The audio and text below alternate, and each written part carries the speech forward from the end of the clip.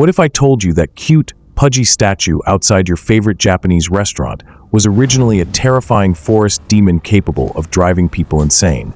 Right now, millions of people around the world see tanuki statues and think one thing: ah, how adorable. But here's what will blow your mind: that cheerful, pot-bellied figure with the suspiciously oversized anatomy isn't just a quirky mascot. It's the sanitized, commercialized descendant of one of Japan's most feared supernatural predators. The bake-danuki, a shape-shifting nightmare that could possess your mind, steal your identity, and convince you that rocks were gold coins while you slowly starved to death. We're talking about a creature so powerful that medieval Japanese chronicles recorded its supernatural activities over 1,300 years ago. A being whose illusions were so convincing that entire communities would flee in terror. A trickster whose pranks could destroy lives, marriages, and sanity itself. So how did this ancient forest demon become the jolly mascot of prosperity? And more importantly, what happens when you dig beneath that friendly ceramic smile to discover the terrifying truth about Japan's most successful supernatural rebrand? Buckle up, because we're about to take the darkest possible tour through cute animal history, and by the end, you'll never look at a tanuki statue the same way again. Walk through any Japanese neighborhood, and you'll spot them immediately. Those cheerful ceramic tanuki statues standing guard outside restaurants, shops, and homes like pudgy, smiling sentinels of good fortune. Everything about these figures screams harmless charm. The big straw hat supposedly wards off trouble and bad weather. Those large, knowing eyes are meant to help you spot opportunities and make wise decisions. The sake flask in their paws represents virtue and good character. Then there's the belly, round and prominent, symbolizing bold decisiveness and the kind of calm confidence that leads to success. And yes, we need to address the elephant in the room, those comically oversized testicles. Called kintama or golden balls, they're not just anatomical accuracy gone wild, they're actually a symbol of financial luck. Here's the weird historical truth. Traditional Japanese goldsmiths used to wrap precious metals in tanuki scrotum skin because it was so stretchy and durable that they could hammer gold into incredibly thin sheets. The message? A little money could be stretched a very, very long way. These 8 symbols of prosperity made the tanuki the ultimate good luck charm. A marketing dream that turned an ancient forest spirit into Japan's most successful supernatural entrepreneur. But here's the thing that should make your skin crawl. This jolly, business-friendly image is a complete fabrication. The real tanuki of Japanese folklore wasn't running around trying to help people get rich. It was a wild, unpredictable force of nature whose idea of entertainment involved psychological warfare against unsuspecting humans. The modern tanuki statue is essentially the supernatural equivalent of putting a friendly smile on a serial killer and selling it as a children's toy. And somehow, it worked so well that most people have completely forgotten what lurks beneath that ceramic grin. So what was the original bake-danuki really like? Picture your worst nightmare about shapeshifters, multiply it by pure chaos, and give it a twisted sense of humor. That's what we're dealing with. The term bake-danuki literally translates to transforming raccoon dog. And that transformation ability wasn't just party tricks, it was weapons-grade psychological warfare. These weren't cute animals that happened to have magical powers. These were supernatural entities that used the physical form of raccoon dogs as their preferred disguise, while they waged a campaign of reality-bending terror against humanity. Think you understand shapeshifters because you've seen movies about werewolves or read about kitsune fox spirits. Think again.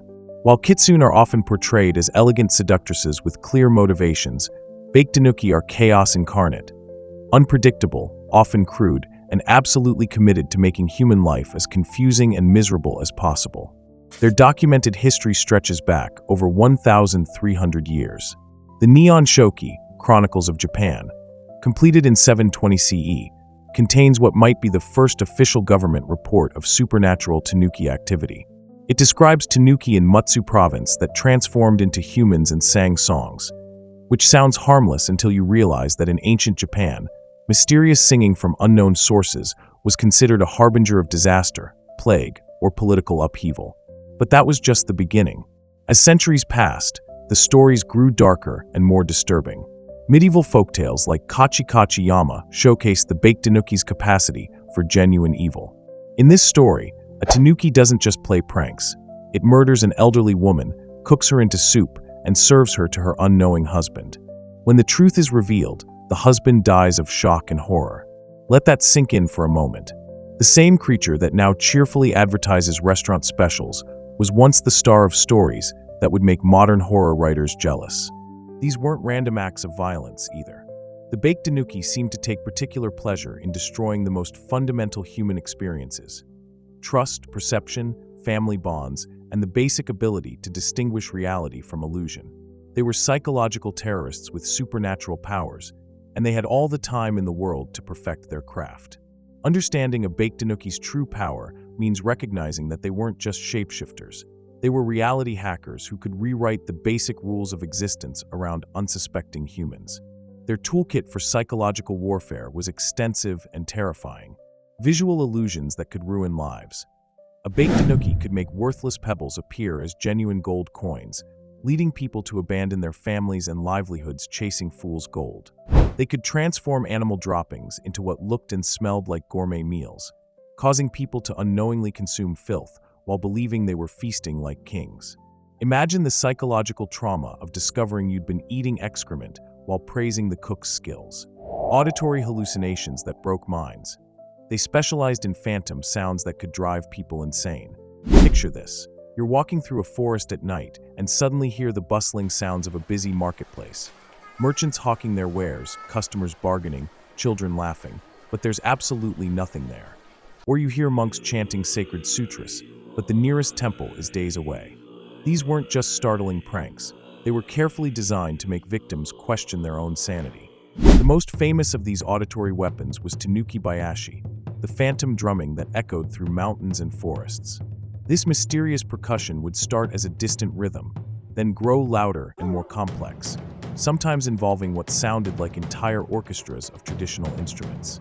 People would follow the sound for hours, becoming hopelessly lost while the drumming seemed to move further away with each step. Environmental manipulation. Bake-danuki could create false lights called tanuki-bai that looked like lanterns or torches in the distance, leading travelers off safe paths and into dangerous terrain. They could make familiar landmarks disappear or multiply, turning a simple journey home into a nightmare of endless confusion. Some accounts describe tanuki creating false roads that led nowhere, false villages that vanished at dawn, and false mountains that blocked paths that had been clear the day before. Identity theft before it was cool. Perhaps most disturbing was their ability to perfectly impersonate specific humans. A bake-danuki could study someone for weeks, then replace them so convincingly that even spouses and children couldn't tell the difference.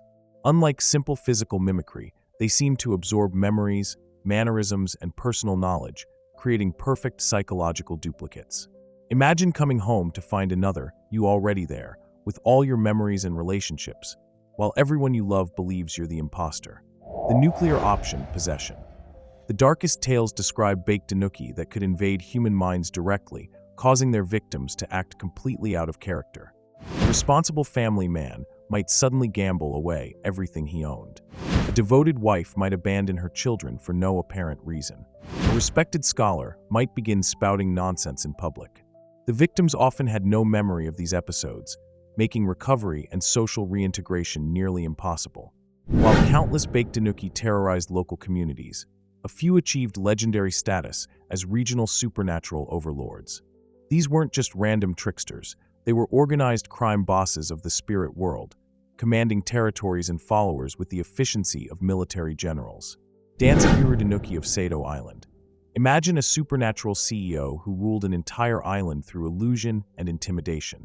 Danzaburou wasn't just powerful, he was a strategic genius. He protected his territory from the more malicious kitsune spirits by maintaining strict control over all supernatural activity on Sado Island. His specialty was creating massive illusions, phantom castles that appeared overnight, complete with guards and servants, only to vanish by morning. He would stage elaborate processions of imaginary nobles, complete with authentic-looking carriages and retinues, that could fool even experienced officials. But here's where it gets interesting. Danzaburou also ran what might have been Japan's first supernatural lending service. He would loan money to humans in genuine need, but his collection methods were creative. Fail to repay on time, and you might find yourself living in a world where nothing was quite what it seemed until you settled your debt. Shipeshifting Tanuki of Awaji Island. This case shows how even good bake-danuki could face tragic ends due to human misunderstanding. Shibiman was a theater enthusiast, a supernatural being who genuinely loved human art and culture. He and his wife would regularly attend performances in Osaka, using their shape-shifting abilities to blend in with human audiences. The tragedy began when Shibiman's wife decided to show off their powers by transforming into an elaborate daimyo procession, complete with horses, servants, and banners. It was meant to be harmless entertainment, a display of their artistic abilities. But the real military guards mistook the illusion for an enemy invasion and attacked. She died trying to maintain the performance, believing until the end that the humans would appreciate her artistry. Heartbroken but determined to honor their shared love of theater, Shibiman continued attending performances alone. But without his wife's help maintaining human disguise, he was eventually detected by a dog trained to sniff out supernatural beings. The resulting chase through Osaka's streets ended with his death, a tragic conclusion for a creature whose only crime was loving human culture too much. Yashima no Hage Tanuki of Kagawa Prefecture. Known as the bald tanuki of Yashima, this legendary figure represents the complexity of bake-danuki morality. Unlike purely malevolent spirits, Hage Tanuki seemed to operate according to his own moral code, punishing those he deemed corrupt while protecting the innocent. His most famous exploit involved exposing a corrupt official who was embezzling funds meant for flood relief. Using elaborate illusions, Hage Tanuki made the official's stolen gold appear to turn into worthless leaves every time he tried to spend it, while simultaneously ensuring the missing funds mysteriously appeared in the homes of flood victims. The official eventually confessed his crimes, driven to madness by money that worked for everyone except him. These legendary bake-danuki reveal something crucial. They weren't random monsters, but complex beings with personalities, loyalties, relationships, and moral codes. They could love, grieve, seek revenge, and make strategic decisions. In many ways, they were more like supernatural people than simple animals or mindless demons. So how did these reality-warping psychological terrorists become cute ceramic mascots? The transformation is one of the most successful rebranding campaigns in supernatural history, and it reveals something fascinating about how cultures sanitize their fears for commercial purposes.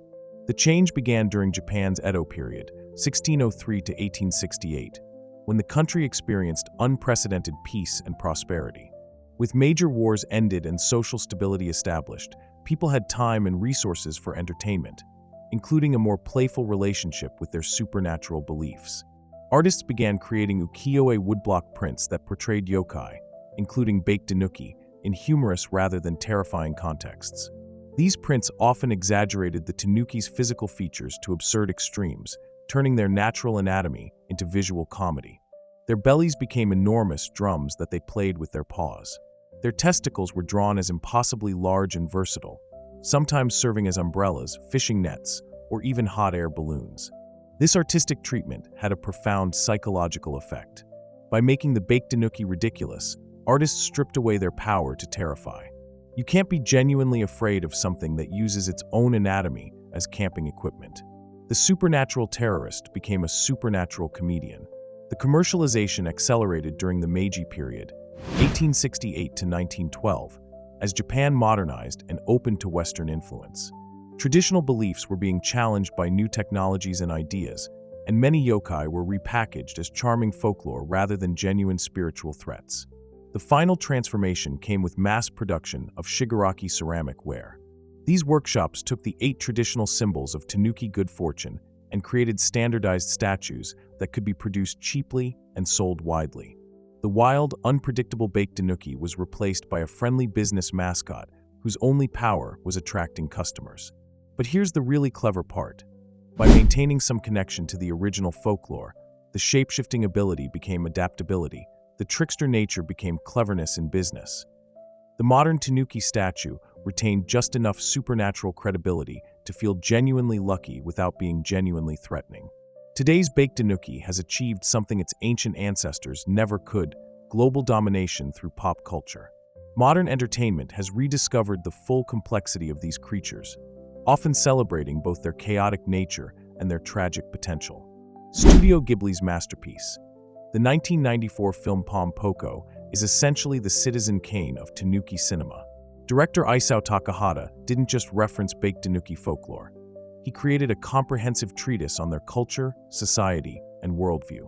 The film shows a whole community of tanuki using every traditional power in their arsenal to fight human developers, destroying their forest home. What makes Pom Poko brilliant is its refusal to simplify these creatures. They're simultaneously sympathetic environmental defenders and chaotic tricksters whose methods often backfire spectacularly. The film includes everything: belly drumming, testicle parachuting, massive group illusions, and the tragic consequences of trying to maintain ancient ways in a modern world. Video game evolution. The tanuki's gaming career reveals how successfully they've adapted to digital environments. Nintendo's Tanuki Suit in the Super Mario series grants Mario flight and the ability to turn into an invincible statue, direct references to bake-danuki transformation powers. In Animal Crossing, Tom Nook embodies the modern commercial tanuki perfectly. He's helpful and friendly, but there's something slightly unsettling about his business practices that hints at deeper trickster nature. Anime Renaissance. Series like The Eccentric Family, Achuten Kazoku, present bake-danuki as complex characters struggling with identity and belonging in contemporary Japan. These aren't cute mascots or simple monsters, but individuals dealing with the challenges of preserving traditional culture while adapting to modern life. The genius of these modern interpretations is their recognition that the bake-danuki's core appeal isn't their cuteness or their scariness, it's their embodiment of change itself. They represent adaptation, transformation, and the ability to find opportunity in chaos. To truly understand why bake-danuki were so feared, we need to examine what they represented to people whose survival depended on accurately reading their environment and trusting their community. The reliability crisis. In pre-modern Japan, survival often depended on your ability to trust your senses and make accurate judgments about people and situations. A merchant had to distinguish real money from counterfeits. A traveler had to recognize safe paths from dangerous ones. A family needed to know they could trust their neighbors and relatives. Bake-danuki attacked all of these fundamental assumptions. They made it impossible to trust your eyes, your ears, or even your own family members. In a society where social cooperation was essential for survival, the idea of creatures that could perfectly impersonate anyone was genuinely terrifying. The reality crisis. Modern people live in a world where we expect some degree of illusion and deception. We know photos can be manipulated, we understand that advertising exaggerates, we're familiar with special effects and virtual reality.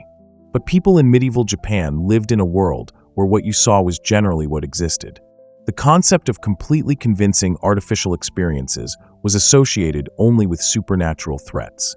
The identity crisis. Perhaps most disturbing was the bake-danuki's ability to steal and replicate human identity so perfectly that victims might be replaced without anyone noticing. This touched on deep fears about self-worth, social belonging, and the question of what makes someone irreplaceable.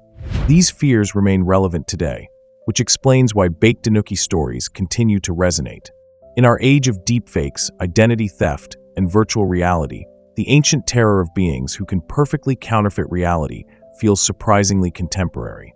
The tanuki's journey from supernatural terrorist to global mascot reveals something profound about how cultures transform their fears into entertainment, their threats into treasures, and their nightmares into marketing opportunities. But here's what makes this story truly fascinating. The transformation was never complete. Scratch the surface of any modern tanuki depiction, and you'll find traces of the original trickster.